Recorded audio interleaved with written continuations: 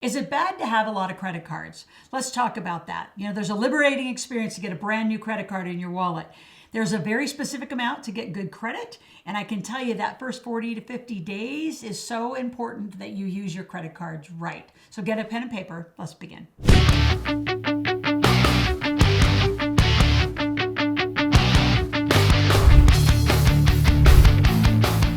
We're going to talk about three specific things. Number one, how do you qualify for a card, and which is the proper card? Which should be your first card? And that's going to be a little bit of a conversation. And then number three, which is probably the most important point to all of this, is how do you maintain proper credit? How do you grow credit? And how do you get, I've got clients got millions of dollars of lines of credit done right. So if you're interested in getting any of this kind of money, get a pen and paper. Like I said, we got a lot to talk about. First, let's talk about how do you qualify for a card? Now, I start at the application. And actually, I'm going to start even before. If you're a parent out there listening, you got to go get my book, MakeYourKidsMillionaires.com. We talk in thorough detail. But really around 13 and 14, you need to start introducing your kids to debit and credit cards. They should at least have a checking account by then. And really, if they're a responsible 9-year-old, I'd say give and take it from them. But if they want to go out there with their friends, give them a debit card. Have them understand how that's going to work. Understand how the money's going to work. Debit cards, remember, come straight out of your bank account. Very useless. Useless. I get my clients more sophisticated and tell them to put their darn debit card away because it's not helping you. It takes money straight out of your bank account versus use a credit card. When you use a credit card right, you have 30 days to use the bank's money. American Express, Citibank, whoever you're using, you're going to use their money for 30 days. The benefit of using somebody else's money is one thing, but the best is it increase. That affects your credit. And the more you use it, we'll talk about proper use in a moment, the better your credit gets. That same principle is going to apply when you have a company. So if you have an LLC, an S Corp, a C Corp, they can have their own credit cards. And they can have their own corporate credit. So I have clients literally that have 15 companies. So they have their own personal credit score, which is under the Social Security number. Then they have company number 1, number 2, number 3, number 4, their own tax ID, their own employee identification number, their own credit card numbers unattached to a personal guarantee. So when I hear people say, oh, I can't get money and I don't have good credit cards, because you don't know what you're doing. And a lot of this information out on the internet, it's wrong and is not telling you accurately how to not only get a card, how to properly use it, how to, and how many to get. So let's keep going. So how do you qualify? First of all, start young. And if you're already older, well, you were here. So it starts with the application. And the application has to have income. So many of you're applying for cards out of the energy of desperation, like, oh my gosh, I have to get some money, versus I'm going to get money because I'm going to make business investments and I'm going to make, I might have to buy some capital expenditures, might have to buy furniture, might have to buy some computers, might have to buy some other equipment. So you can use all of that, use other people's money. That's 30 days of spending someone else's money. And yes, you need to pay it all off at the end of 30 days after your statement arrives. And that's going to help you get better credit. So in the application, you want to put projected income. Now, they're not going to ask you for projected income, but I promise you, I work with a lot of student athletes and they're putting in 0. They said, I'm a student. Well, then you're getting a student secured card. And so those of you who went through bankruptcy or foreclosures or things like that, you're gonna have to rebuild your credit getting secured cards, which means you put $1,000 down, they're gonna give you a card and you get $1,000. That's a better card to use because you're rebuilding your credit than a debit card. See, a lot of you keep using your debit card like it's the end all be all. It is nothing. Put it away. Stop using it. Stop pulling money straight out of your bank account. ATMs, what?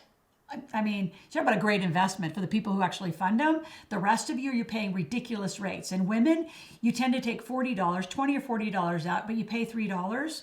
You know what that interest payment is? It's crazy fees. Right? So get a credit card, even a secured card's better. So back to my student athletes, I'll tell them if they're on scholarship, they're making, let's say, anywhere between $800 to $1,200 a month.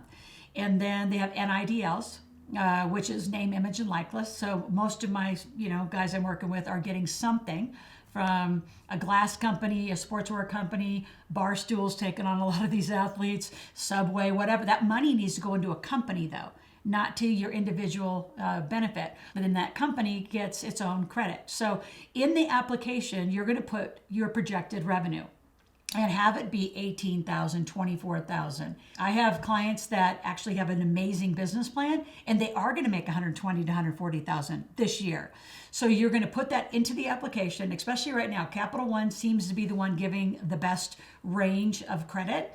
Discover is good, American Express is good. So it starts with your application, but here's the other point in that time frame. You want to apply for a variety of cards all at one time because they're going to do a hard credit pull. So if you apply one week, one another week, and then you also go for a car loan or something else, your credit's going to drop. I have a client just recently spread out the request for cards and a loan, 7 or 8 weeks, dropped 90 points in his credit. So do it all within a compressed, do it the same day, ideally. Use the same application, use the same dollar amount. They're going to compare notes. So if you say you're going to make 100,000, put 100,000 across all applications. Do it all in a compressed time. And I'm going to tell you, you ready to go for 4 to 6 cards all at one time. And then you're going to start using them. Now, if you only get 3 within 6 months, do it again and go after another 3 or 4. Ultimately, what you want is a rotation of 4 to 7 credit cards. A lot of you are using 2 cards and it's not enough to impact your credit history. So ideally, here's best form. Minimum, you have 4 credit cards. And I'm saying this because it's an easy example. There's 4 weeks in a month. So you're going to use credit card number 1. And week 1, you're going to pay it off. So you're going to use it for 30 days, pay it off. Week 2, right, you're going to use that card. And then you're going to continue to pay that off week 2. You're going to pay off week 3 and week 4. In the between, you're going to keep using them. The point is that you always want money in the financial system. You never want to be debt free. When a financial institution looks at you and you're debt free and there's no money moving and you're not making a lot of money, guess what? Your credit score goes down. Your credit worthiness, we call it, right? Having thin credit, we call it. It's not going to get you very far. When you make a lot of money and you spend a lot of money and it's in corporate structure and business structure, they're going to keep giving you lines of credit. My son went from 18 years old getting his first American Express and getting about a $25,000 limit to now he's 22 and he's got over a six-figure limit on one American Express card. And he's got company cards and he's doing the exact same thing I'm telling you. So never pay off your cards one day a month. And that's a huge lesson for a lot of you. You spend the 14th or the 15th or whatever day of the month, your statements come, you pay all bills on that time. Horrible plan. Start spreading out your spending, right? Notice not your savings or your budget, right? You want to pay bills every week. Like just pick a day and pick a couple hours in a day or 1 hour in a week. 1 hour, make it every Friday, you're going to pay bills. Or every Monday morning, you're going to get up and you're going to pay. So you always have money floating in and out of the financial system as you look more viable, you're active, right? Financial institutes like active entrepreneurs and active individuals. So what happens if you don't use your credit? Well, your credit score is going down. So again, this is an active use with the financial systems. And if you ever go for a traditional loan, like you want to get a house loan, you want to get a car loan, which by the way, don't ever pay your car off. I mean, you can get 0% financing in a vehicle. 0. Do you know what 0 is? Free. So why would you take $80,000 and pay off a car? I had a client just recently went through a divorce, and she had a Porsche left over, and they had a buyout, and she had a bunch of money, so she paid off her Porsche. I said, $80,000. Are you kidding? You could have continued to finance. In fact, I'm going to make her go refinance it. She'll get it for about 1.8%. Now she gets her $80,000 back. Now she can invest it. Just say simple math is 10%. Now she can make $8,000 on her $80,000, keep the principal, still drive the car, make the minimum payments. You take some of the $8,000 and use that towards the payment of the car, but don't burn your principal. So many people, your inherited behavior and your thinking is I have to live debt free. No, good debt is anything sub 4. If you can get money that's under 4% and you can make 10, 12, 20, 30%, that's the arbitrage. You want to make sure you're investing your money. All your principal gets invested and you keep your good debt as low and lean as you can. But as far as credit cards, you want to be actively using a credit card. Put your debit card away. I know a lot of people are never even told you that. Your debit card doesn't help you. So another thing, by using your credit cards, you get points and rewards, and believe me, they are bigger than you think. American Express Platinum is probably one of the biggest in the world that I've seen. Black even more. The Black card for American Express, you get 4 to 5 points for hotels, for cars, for travel, for food, your groceries. I mean, there's so many ways that you can pay for other life expenses. I mean, we traveled so much on our American Express corporate card for so many years. I still have 4 million points to use. I don't know, could be a good business trip back to Africa or something fun. And I'm serious about that. A lot of you, you're not using your card enough. You're not using it strategically. You're not making sure you have your points, make sure they don't expire. All of it, it's active, right? But that's what financial institutes want. They want an active entrepreneur, an active person. Your credit will be highly rewarded. So I want to read a few things. This actually is some exact details. So there's 1, 2, 3, 4, 6 bullet points. So get a pen and paper, all right? So number 1, 6 to 7 cards with revolving lines of credit, right? That's kind of rule number 1. Again, we talked about debit versus credit. Put your debit cards away, only use your credit cards, and never pay them off at one time. Use your debt wisely. Use it for good debt. Do not use it for bad debt. If you are using it because of lifestyle stuff, go make more money. If you don't know how to make more money, I'll teach you how to do that. Credit cards, again, are an option versus short-term loans. You don't have to go through the whole loan application. Interest rates on cards, if you do it right, you can keep your interest rates down to 0%. 1, 2, 3. If it starts creeping up, do a balance transfer. There might be some fees in it, but you can balance back. Banks are competing for your dollars at all time. You have to be on the smart side of this, not the desperate side of this. And a lot of you, you're on the desperate side of how you're using your cards. Whenever you spend above your limits, you need to call. If you know that you're going to spend and you don't have the limits, call in advance. Tell them that you're doing a business investment, that you need to expand the limits, but you want your interest rate dropped. The first person on the phone will say they can't do it. Say, I need to talk to a manager. And up level to another conversation and say, I'm doing business investing and I need to make an investment in equipment or whatever you need to do. And you need an extended line. If they say no, say, then I'll move my entire card. And if you've been spending $10,000, $20,000, I promise you they're not moving, or you did the wrong script and you got desperate. Do never ever get desperate when you talk to credit card companies. And then the last one, again, on your balance transfers, just make sure you really watch your interest rates and the actual terms of the next card as you move into it. At all times, make sure you get your statements because that's what's going to affect your credit. Make sure you get your statement. Don't pay it off before. It doesn't even count. So follow it through all the way to 30 days.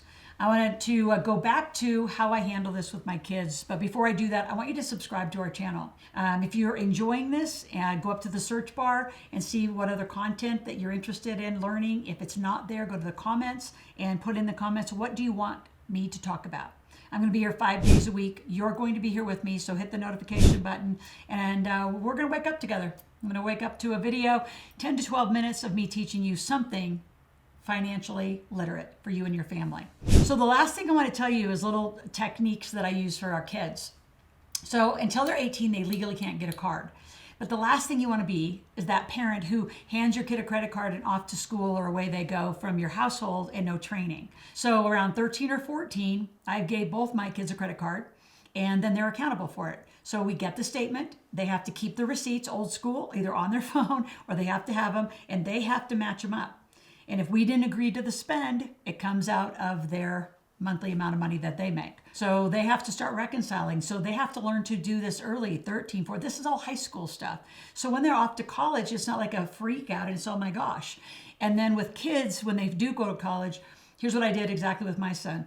We use one card, call it the Discover card for gas. We use the other one for just like personal things. We use another one for food. And then we use another one for school supplies. So you kind of rotate those 4, and at least it gets them a little bit of credit. And even if they're only spending $20, $30 as a student on each card per month, and they pay them off per month, I mean, you're going to go from, usually normal students start at about a 720 or 620 is kind of a normal, you're 18 and you're an adult.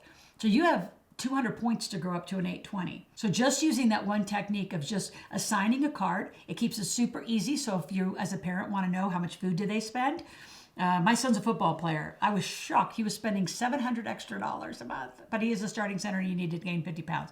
So we had to agree to a new term because he was spending so much money on food, nothing on gas, nothing on other personal stuff. I'm like, Logan, you got to balance out this spending a little bit. So there is some technique to growing a huge credit score, which then later in life, as you move into your 20s, you want to buy your first property, you've got amazing credit, which means you're going to get lower interest rates on your home loan. All this ties together when a financial institute looks at you. So before we complete, I want you to go to my financial personality quiz. Take the quiz. You're going to end up in 1 of 4 profiles. I'm going to tell you some things to do to adjust and fix, especially those of you that are lifestyle junkies, which is a category.